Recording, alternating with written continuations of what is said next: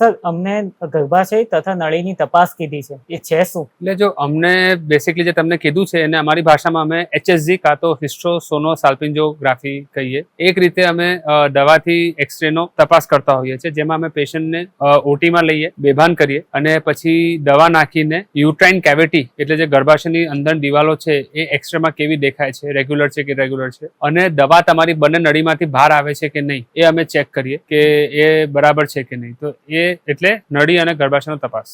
Sir આનો ફાયદો શું? એટલે સપોઝ તમને ગર્ભ રાખવાની તમે કોશિશ કરો છો અને તમને ગર્ભ ધારણ નથી થતું, તો આ રિપોર્ટ કરવાથી આપણને ખબર પડે કે તમારા ગર્ભાશયમાં કઈ મસો છે, કે ગર્ભાશયમાં કોઈ પડદો છે, કે પછી ગર્ભાશયના બે ભાગ છે, પ્લસ તમારી નળીઓ કોઈ બ્લોક હોય તો આમાં આપણને ખબર પડે કે ભાઈ લેફ્ટ નળી બ્લોક છે કે રાઈટ નળી બ્લોક છે, કે બંને બ્લોક છે કે બંને ઓપન છે. એ આપણને આ રિપોર્ટથી ખબર પડે તો આગળ તમારો એ પ્રમાણે ટ્રીટમેન્ટ થઈ શકે. સર આના સિવાય બીજી કોઈ ટેકનિક ખરી? યસ, જો તમારે આ રિપોર્ટ આ રીતે ના કરવો હોય તો આપણી પાસે બે બીજા ઓપ્શન્સ અવેલેબલ હોય છે. એક છે નોન ઇન્વેઝિવ કે જેમાં કોઈ કટ ના આવે છે. સોનોગ્રાફી મશીનમાં અમે પાણી નાખીને પણ નળીનો રિપોર્ટ કરતા હોઈએ છીએ. એનો ખાલી એક જ ડ્રોબેક છે કે એમાં કઈ નળી ઓપન છે અમુક વાર ડિસાઇડ કરવું બહુ ડિફિકલ્ટ હોય છે, કારણ કે એમાં ખાલી એટલું ખબર પડે કે પાણી પેટમાં આવ્યું, દવા નીચેથી નાખ્યું અને પેટમાં જતું રહ્યું, મતલબ કે કોઈ એક નળી તો ઓપન છે. ઘણી વાર એવું જ ખબર પડે કે કઈ એક નળી ઓપન છે, પણ કઈ ઓપન છે ને કઈ બંધ છે અમુક વાર એ રિપોર્ટમાં ખબર પડતી નથી. બીજું ઓપ્શન હોય છે કે જો સર્જિકલી તમારે કરવું હોય, ઇન્વેઝિવ ટેકનિક કહીએ, તો એમાં હિસ્ટ્રોસ્કોપી અને લેપ્રોસ્કોપી હોય છે, કે જેમાં અમે દૂરબીન નાખીને ગર્ભાશયની દિવાલ અંદર ચેક કરી લઈએ, પ્લસ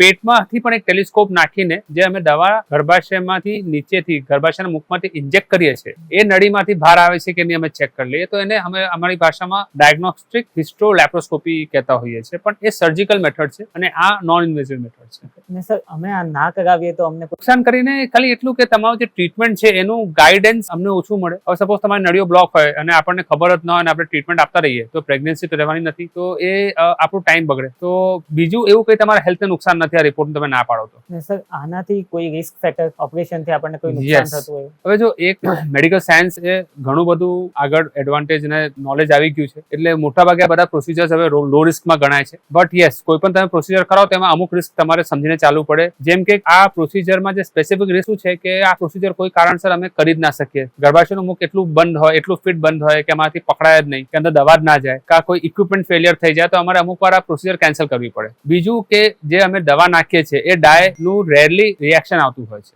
રિએક્શન આવે તો એના માટે તૈયારી કરી હોય, બધી એન્ટી એલર્જીક મેડિકેશન બધું અવેલેબલ હોય, પણ એમાં પેશન્ટ શોકમાં પણ જઈ શકે, એને હાર્ટ એટેક પણ આવી શકે અને અમે ઇન્ટ્યુબેશન કરીને એને વેન્ટિલેટર સપોર્ટ પર પણ મૂકવું પડી શકે. જો કે આવું બધું બહુ રેર હોય છે, બટ જો તમે મને પૂછો તો કોઈ પણ પ્રોસિજરના એનેસ્થેસિયા રિસ્ક હોય છે અને પ્રોસિજર પોતાના રિસ્ક હોય છે, જેમ કે ઇન્ફેક્શન થઈ જવું. અને હા, બીજું આ પ્રોસિજરમાં એક વસ્તુ સમજવાની છે કે પ્રોસિજર લિમિટેશન છે. લિમિટેશન આ છે કે આ રિપોર્ટમાં જો એવું આવે કે તમારી નળીઓ ખુલ્લી છે તો 100% તમારી નળીઓ ખુલ્લી છે, પણ જો રિપોર્ટમાં એવું બતાવે કે નળીઓ તમારી બંધ છે તો બની શકે કે આ રિપોર્ટનું લિમિટેશન છે કે અમુક વાર સ્પાઝમના કારણે કે જે નળીઓ ખોટી બ્લોક છે એવું બતાવી દે. જ્યારે તમે એનો નેક્સ્ટ સ્ટેપ લેપ્રોસ્કોપી કરો તો કદાચ તમારી નળીઓ ઓલરેડી ઓપન હે એવું નીકળી શકે. એટલે આ રિપોર્ટનો પોઝિટિવ વેલ્યુ બહુ છે, નેગેટિવ વેલ્યુ ખાલી 50% છે. બીજું એક આ જે રિપોર્ટનો લિમિટેશન આવું છે કે આમાં તમે ડાયગ્નોસિસ કરી શકો, એટ ધ સેમ ટાઈમ તમે ટ્રીટમેન્ટ ના આપી શકો. તમારે એના માટે નેક્સ્ટ સેટિંગ પાછું કરવું જ પડે, કારણ કે નળી બંધ છે તો ખબર પડી જાય, પણ ટ્રીટમેન્ટ તમે હમણાં નહીં કરી શકો. ત્રીજું એક જે આનું મોટું લિમિટેશન છે કે